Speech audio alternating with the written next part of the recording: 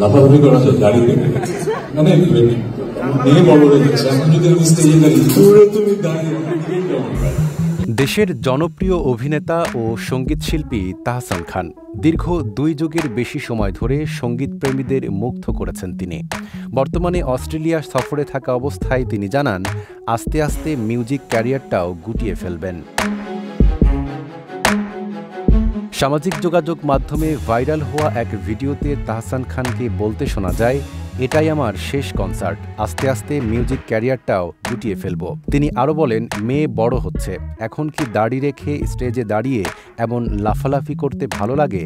মেলবোর্নে তাহসান নিজের শেষ কনসার্টে এই ঘোষণা দেন। তাহসান আরও জানান, তার সব সোশ্যাল মিডিয়া অ্যাকাউন্ট ডিঅ্যাক্টিভেট করে দিয়েছেন। এরপর সামাজিক যোগাযোগ মাধ্যমে তাহসানের ফেসবুক ও ইনস্টাগ্রাম অ্যাকাউন্ট খুঁজে পাওয়া যায়নি। তাহসান খান ছায়ানট থেকে 6 বছর রবীন্দ্রসঙ্গীত শিখেছেন। 1998 সালে তিনি ও আরও কয়েকজন মিলে গঠন করেন ব্যান্ড দল ব্ল্যাক। পরবর্তীতে তিনি ব্যান্ড দল থেকে আলাদা হয়ে নিজস্ব ধারার গানে সম্পৃক্ত হন। নাইম আরাবী, ঢাকা পোস্ট।